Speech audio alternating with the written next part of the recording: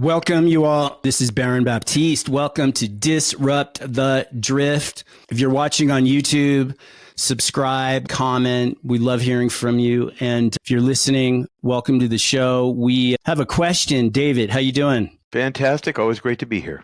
Yeah, we have an interesting question today, and I think it fits perfect. It's about all the cultural contradictions we're living in right now. Here's the question someone sent in. So I'm feeling lost in today's cultural landscape. With conflicting messages bombarding us on all sides, we're encouraged to express ourselves authentically, but are criticized and canceled when our views don't align with others. The pressure to conform to societal norms while also celebrating individuality is leaving me feeling like I'm walking on a cultural tightrope. So how do I navigate these contradictions in a world that seems to change its values at the drop of a hat?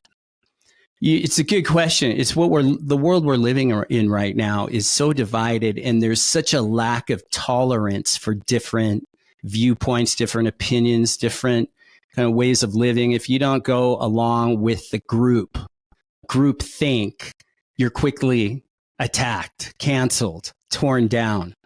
And so look, this is what I'll say out of the gates. I want to hear from you, David, but I'll say be an individual. Think for yourself, come what may.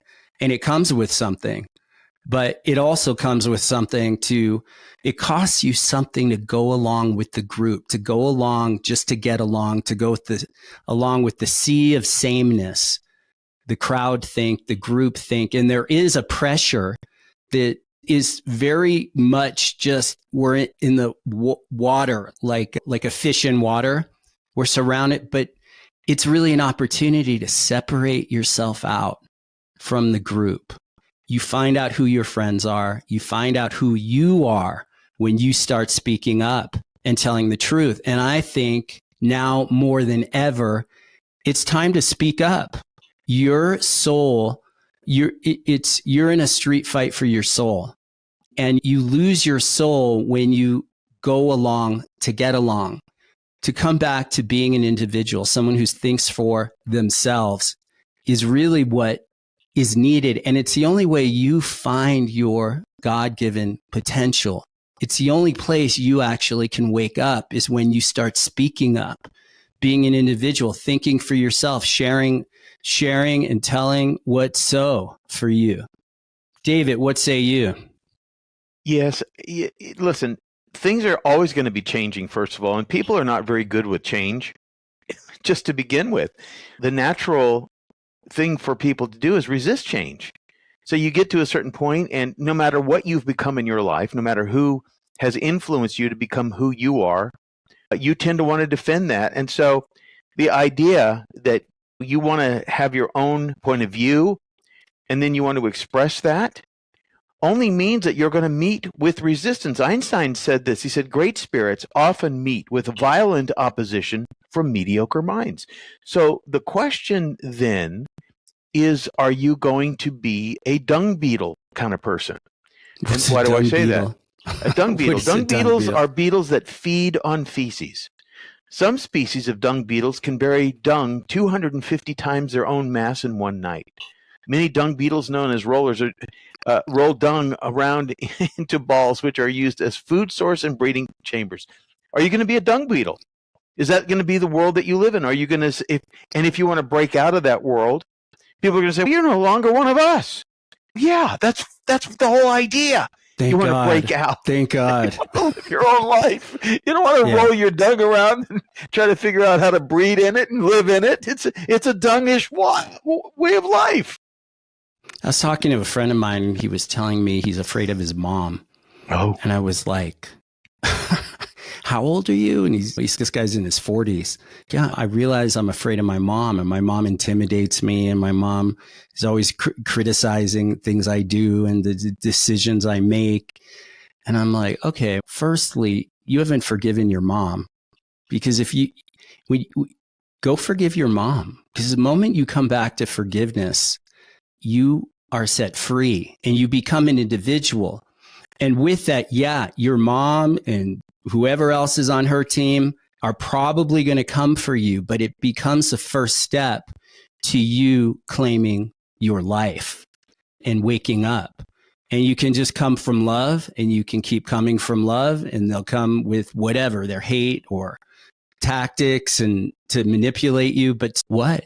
Come what may, you need to live true, and you need to come back to being an individual. Yeah. Or you become like a dung beetle. You're just feeding off the manure. You're feeding off That's it. the crap, and you become like a mushroom person, someone who just lives in the darkness, something that eats away at leftovers, but it eats away at your soul.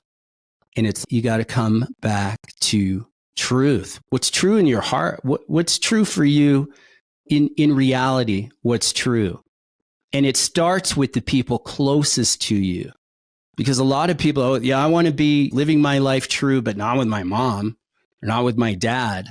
Yeah. But no, it's right there. You need to get their fangs out. You need to clip the umbilical cords that hold you to this old identity that's eating you up. You need to set yourself free. You need to do it authentically. You come to forgive. It's that resentment that keeps the umbilical cord. The fear and the resentment is what keeps that lifeline to those old sources alive and well in your system. And when that's alive and well in your system, it's eating up your soul. Let me give you an example, though, of how a person at the age of 40 years old could be afraid of his mom. When I was 3 years old, my finger got chopped off. I talked about this on our last podcast. I was 3. My mom was not watching me. I was doing something with my bike, and my finger got caught between the chain and the big gear that makes the bike go. And when I came running in to show my mom, she turned white. Immediate pain that gripped her from having to see her little kid lose half of a finger.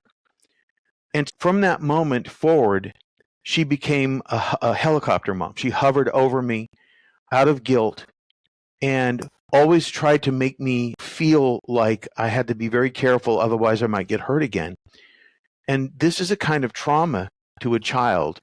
As a matter of fact, my mom was so traumatized from the experience that she couldn't see my finger missing until I was 10 years old. That's 7 years of deep denial, hovering over me, trying to get me to be the boy that she wanted me to be, that safe boy.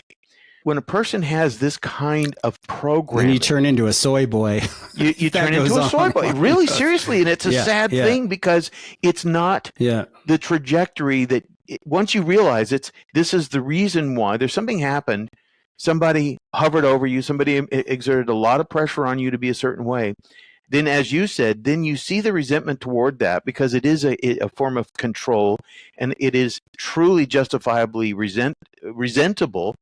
And then you let that go, and then slowly but surely, now you have a void, though, that this other person has filled for a good part of your life. There's a big void that opens up, and now you got to fill it with meaning and purpose. But unfortunately, listen to this. This is from Joe Lansdale. He said, "The logic of a madman is a sane man's confusion." We are dealing with crazy people all the time in some way, shape, or form. Whatever happened to them, there was a trauma.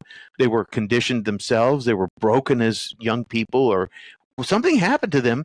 And that is the domino effect that they pass along to everyone around them. And so when you resent them, you become like what you hate. Or the flip side of that is you really don't want to be like that. And so you go to the far end of that other side of the spectrum to become something entirely different. But at the same time, it's the reason why you're becoming that different person that is still the source of your difficulty, because the very thing that you don't want to be is making you be the person that you are. There's no way to escape it unless you actually become, like we talk about, authentic. And letting go of the things that have happened to you in your life is the only way to become that authentic person. Yeah. Did that happen through forgiveness, or did it happen through just letting go of something? Letting go and realization. And the simple realization is when you get, the scripture says, be still and know. In that moment of surrendering everything that's in your head, everything that's coming at you, and this is to the question of the person who wrote in, Of course, things are going to change. Of course, people are going to pressure you. Of course, you want them to agree with you. They're not going to. They're going to double down, triple down to try to get you to become like them. So when you get quiet in meditation, the purpose is not to stop thinking, but to let it go and to practice effortlessness. Because when you apply effort to letting go of things, there's a force behind that. And that's a compensatory force that's causing you to say, I don't want to think that anymore. And you're trying to force those thoughts out and you're giving them more energy. Just letting go. And it's only for moments at a time when you observe something. And letting, yeah. And I say detect it and deflect it. Let it go. And learn to watch your thoughts. That's it. The thoughts come up, let Watch them go. them and let them go. The thoughts come up, let them go. I remember a bunch of years ago, I was driving in a car with one of my sons, and he was probably high school age. And we're driving, we're in traffic, and someone, I don't know, I made a turn or something that I shouldn't have made or what have you. And there was this driver in another car who was like, just pulled up to the side of us and our car and was super angry and flipping us off and outraged. And my son started getting activated. My son wanted to respond. I'm like, dude, calm down, chill. It's like that guy's having a bad day. That guy's life isn't working for him. You've got a blessed life. You don't need to interact with that. You just don't need to interact with that energy. That guy's having a rough day, a rough life, a rough something. He's not happy in his life. It has nothing to do with you or me. It's just let it be, let it be. And it was interesting because a few weeks after that incident, my son came up to me and he said, Dad, he said, I was hanging out with some friends and these other guys came along and they started agitating us, trying to pick a fight. And he said, your words rung true for me. Like they were right there for me in that moment. He's just these kids, whatever's running them, whatever's operating in them, that they're wanting to get in some kind of fight and tangled up with us. That's just who they are. It has nothing to do with me over here. And I think that it comes back to your values and I don't know if it's value. It's just like what in your heart to be right and true. And who do you want to be in the face of it? And staying true to that, because I think that's the world we're living in right now. People are picking fights. People are demanding that you see the world through their eyes, that you see things the way they see things. And if you don't, then they come for you.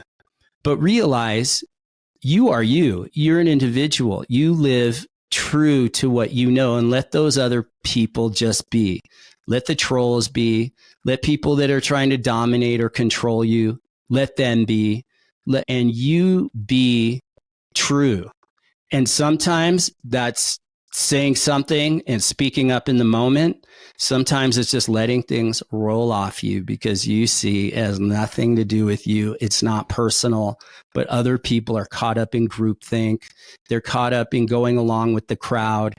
And when you've outgrown that in yourself, you have a connection, an alignment to your North Star, to what's true. And you then, like a psychic jujitsu, an energetic jujitsu, when to use force or when to use power. And power, I like Aristotle's definition of power, is the ability to be and let be. Let all those people be. Let them be. They are where they are in their life. They may be playing some people. We're living in victim culture, right? There's just victim culture, cancel culture. This whole kind of woke culture where it's like thriving on victims. But when you see these these justice warriors playing the victim, and you look and it's like, they're just witches and they're lost in a witch world, and life will handle them. That is not a free ride. Who they're being, and maybe they're being unwilling dupes for some bigger group think and some other narrative in the world that they're going along with the crowd and feeding into whatever victim culture or attack culture, call out culture. Let those people be, and you be true. You be who your creator intended you to be. See, the idea, though, is that it's okay to be confused. And you know why? Because if you're not confused, you probably aren't paying attention. So the more you are actually able to begin to separate yourself through watching and observing, and in a way it's like meditation, in the way that you step back and you just become the observer as opposed to the thinker. If you're not confused, you're not really tuning in to what's going on around you. And it's okay, because then you can find clarity. Sometimes I'm having a conversation with somebody and they lose me. And I'm okay with saying, wait a minute, you just lost me. I have no idea what you're talking about. And then we come back and we make more sense of it. And if they can't do that, then you go, okay, that's just confusing. And because you have your own sense of things, by the way. So nobody is necessarily compelled to agree with you. You're not really compelled to agree with anybody else. You can live according to your own sense of what you know is right and wrong. And that comes back to being authentic. You know what's right and wrong. Little children have a sense of what's right and wrong. You've never really lost that. It's just been covered up by layers of trying to be like other people because there's safety in numbers. Yeah. And you just want to get away from that and live your own truth. Whatever that truth is, live it. Yeah. And if people come for you, they attack you, let them do what they do. That's how they choose to live their lives. That's how they want to roll. Doesn't mean you have to, and you don't have to feed into it, because when you feed into it, you feed what you don't want in yourself. You want to stop feeding that identity that is fearful of man, fearful of people. You want to become of a higher identity, your real identity that is aligned with what's true. All right. Good place to wrap it up. You all, thank you. Share the show. We appreciate it. This show grows and it's been growing consistently through you sharing the show.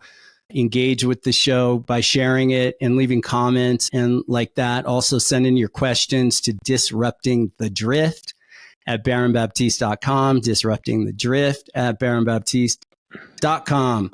Y'all, peace out, stay bold, stay true, and peace be with you.